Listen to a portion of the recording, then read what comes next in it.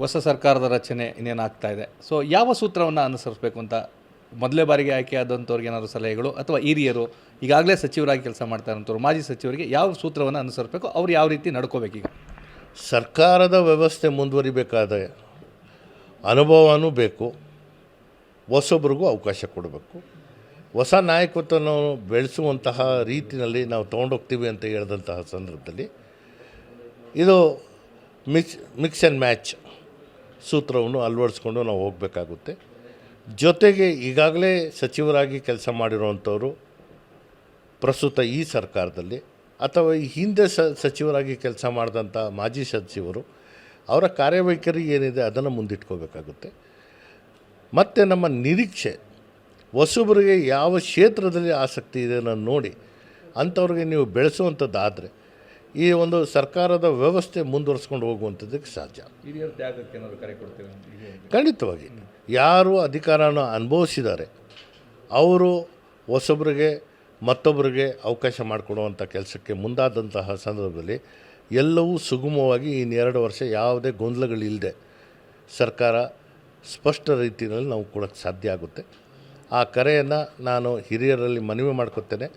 ಯಾರು ಅನುಭವಿಸಿದ್ದಾರೆ ಅವರು ತ್ಯಾಗಕ್ಕೆ ಮುಂದಾಗಬೇಕು. ಇದ್ರ ಜೊತೆಗೆ ಸಾಕಷ್ಟು ಚರ್ಚೆ ಆಗ್ತಾ ಇರುವಂಥದ್ದು DCM ಹುದ್ದೆ ಸಾಂವಿಧಾನಿಕವಾಗಿ ಇಲ್ಲ ಅಂತಂದ್ರೂ ಸಹ ಅದ್ರ ಮೇಲೆ ಎಲ್ಲರೂ ಸಹ ಕಣ್ಣಿಟ್ಟಿದ್ದಾರೆ. 4 ಆಗುತ್ತೆ, 5 ಆಗುತ್ತೆ, ಜಾತಿ ವಾರ ಆಗುತ್ತೆ, ಸಮುದಾಯದ ವಾರ ಆಗುತ್ತೆ ಅನ್ನೋ ಒಂದಿರುತ್ತೆ. DCM ಹುದ್ದೆ ಬಗ್ಗೆ ತಮ್ಮ ಅಭಿಪ್ರಾಯ ಏನು? ನೋಡಿ, DCM ಹುದ್ದೆ ಏನೂ ಸಂವಿಧಾನಿಕವಾದಂಥ ಹುದ್ದೆ ಅಲ್ಲ.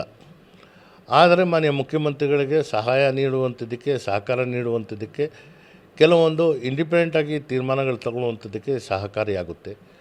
ಇವತ್ತಿರುವಂತಹ ಜನರ ನಿರೀಕ್ಷೆಗೆ ಬಹುಶಃ ವಿಭಾಗೀಯವಾರು ಒಬ್ಬ ಉಪಮುಖ್ಯಮಂತ್ರಿ ಸ್ಥಾನ ನಾವು ಕೊಟ್ಟಿದ್ದಲ್ಲಿ ಅದು ಸಹಜವಾಗಿ ಜಾತಿವಾರು, ಪ್ರಾಂತ್ಯವಾರು ಮತ್ತು ಈ ಪ್ರಭಾವ ಇರುವಂಥವ್ರಿಗೆ ಅದು ಕೊಡುವಂಥದ್ದಕ್ಕೆ ಸಾಧ್ಯ ಆಗುತ್ತೆ.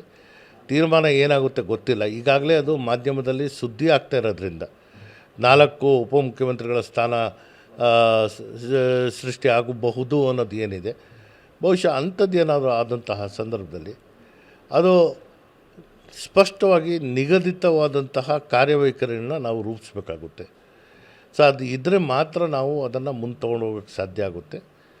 ನಾವು ಮಾತಾಡುವಂಥ ಸಂದರ್ಭ ಅದು ಸಂವಿಧಾನಿಕವಾಗಿ ಸೃಜಿಸಿರುವಂತಹ ಹುದ್ದೆಗಳು ಇಲ್ಲದೇ ಇದ್ದರೂ ಕೂಡ ಬರುವಂಥ ದಿನಗಳಲ್ಲಿ ಅದು ಇನ್ನಷ್ಟು ಸ್ಪಷ್ಟತೆಯಿಂದ ಅದಕ್ಕೆ ನಾವು ವ್ಯಾಕರಣ ಮಾಡಬೇಕಾಗಿರುವಂಥದ್ದಿದೆ.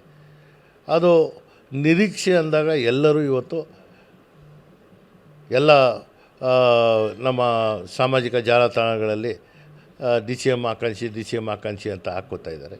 ಅದು ಬಹುಶಃ ಏನಾಗುತ್ತೆ ಅನ್ನೋದು ನೋಡೋಣ. ಈ ಹಿಂದೆ ರಾಜ್ಯದ ಮುಖ್ಯಮಂತ್ರಿಗಳು ಸಚಿವ ದರ್ಜೆ ಸಚಿವರು, ರಾಜ್ಯ ಸಚಿವ ಸ್ಥಾನಮಾನಗಳಿಗೆ ಹೊಂದಂಥ ಸಚಿವರು ಇರ್ತಾಯಿದ್ರು. ಈಗ ಕಳೆದ 2-3 ಸರ್ಕಾರದಲ್ಲಿ ನಾವು ನೋಡಿದ್ದೀವಿ, ರಾಜ್ಯ ಸಚಿವ ಸ್ಥಾನಮಾನ ಇರುವಂಥದ್ದು ಯಾರೂ ಇರಲಿಲ್ಲ, ಎಲ್ಲರೂ ಕ್ಯಾಬಿನೆಟ್ ಮಟ್ಟದಲ್ಲಿ. ಸೊ ಹಾಗಾಗಿ ಏನಾಗುತ್ತೆ, ಕ್ಯಾಬಿನೆಟ್ಟಿನ ಗಾತ್ರ ಏನಿರಬೇಕು, ವಿಷಯಗಳು ಚರ್ಚೆ ಮಾಡುವಂತಹ ವಿಧಾನ ಏನಾಗಿರಬೇಕು, ಸ್ಪಷ್ಟತೆ ಹೇಗಾಗಬೇಕು, ಆಡಳಿತ ಸುಧಾರಣೆ ಅಂತ ಹೇಳುವಂತಹ ಮಾತು ಕೇವಲ ಅದು ಪದವಾಗಿ ಉಳಿಬಾರ್ದು. ಅದಕ್ಕೆ ವ್ಯಾಕರಣ ಮಾಡಿ ನಾವು ಸ್ಪಷ್ಟವಾದಂತಹ ಆಡಳಿತದ ವ್ಯವಸ್ಥೆ ತರುವಂಥದ್ದಾದರೆ, ಯಾಕಂದರೆ ನಾವು ಇಷ್ಟೆಲ್ಲ ತಂತ್ರಜ್ಞಾನ ಬೆಳೆದಿದ್ದರೂ ಕೂಡ ಜನ ಇವತ್ತು ಒಂದೊಂದು ಕೆಲಸಕ್ಕೆ ನಾನಾ ಬಾರಿ ಸರ್ಕಾರಿ ಕಚೇರಿಗಳಿಗೆ ಅಳೆಯುವಂತಹದ್ದು ಏನಿದೆ ಅದು ಸಾಕಷ್ಟು ಸನ್ನಿವೇಶಗಳಲ್ಲಿ ಕಡಿಮೆ ಮಾಡುವಂಥದ್ದಕ್ಕೆ ಅವಕಾಶಗಳಿದೆ. ಸೊ ಇಂಥದ್ದು ಮೇಲೆ ಹೆಚ್ಚಿನ ನಿಗಾ ವಹಿಸಿ ಕೆಲಸ ಮಾಡಿದಾಗ ಜನರ ಮೆಚ್ಚುಗೆಯನ್ನು ಪಡೆಯುವಂಥದ್ದಕ್ಕೆ ನಾವು ಕಾರ್ಯಕ್ರಮಗಳನ್ನ ಕೊಡಬೇಕು. ಸಹಜವಾಗಿ ನಾವು ತಗೊಂಡಂಥ ತೀರ್ಮಾನ ಕೆಲವರು ಒಪ್ಪೋದು, ಕೆಲವರು ಒಪ್ಪದೇ ಇರ್ಬೋದು.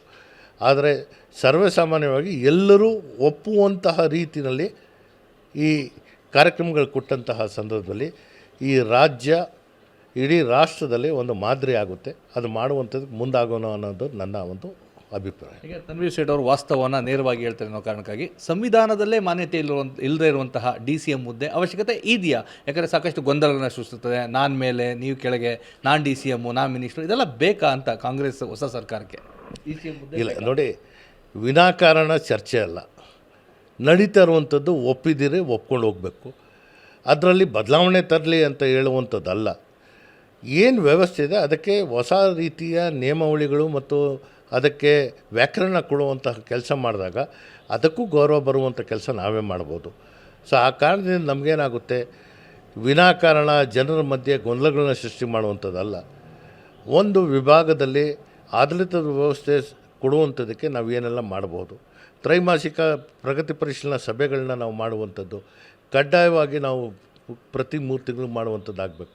ಅದು ಮಾಡೋಕ್ಕಾಗಿಲ್ಲ ಅಂತ ಹೇಳಿದಾಗ ಸರ್ಕಾರ ಏನೇ ಮಾಡಿದ್ರೂ ಕೂಡ ಜನರ ಹತ್ರ ಮುಟ್ಟಿದ್ದೀವಿ ಅನ್ನೋದಕ್ಕೆ ಭಾಳ ಕಷ್ಟದ ಒಂದು ಸಂಗತಿ. ಸೊ ಆ ಕಾರಣದಿಂದ ವ್ಯವಸ್ಥೆ ಏನು ನಡೀತಾ ಇದೆ ಅದರಲ್ಲಿ ಬದಲಾವಣೆ ತರಲಿ ಅಂತ ಹೇಳುವಂತಹ ಪರಿಸ್ಥಿತಿಯಲ್ಲಿ ನಾನಿಲ್ಲ. ಯಾಕಂದರೆ ಅದರಲ್ಲಿ ನಾನು ಒಬ್ಬ ಭಾಗಿಯಾಗಿರೋದ್ರಿಂದ ಇದನ್ನು ನಾವು ಏನಾದರೂ ಒಂದು ಹೇಳುವಂಥದ್ದಾದರೆ ಅದನ್ನು ಅನುಷ್ಠಾನ ತರುವಂಥ ಶಕ್ತಿನೂ ಇರಬೇಕು. ಸೊ ಬದಲಾವಣೆ ತರುವಂಥ ಶಕ್ತಿ ನಮಗಿಲ್ಲ. ಇರುವಂಥ ವ್ಯವಸ್ಥೆನ ಸ್ಪಷ್ಟ ರೀತಿಯಲ್ಲಿ ಮುಂತುಕೊಂಡು ಹೋಗುವಂಥದ್ದಕ್ಕೆ ಏನು ಬೇಕೋ ಅದನ್ನು ಸಲಹೆ ಕೊಡ್ಬೋದು.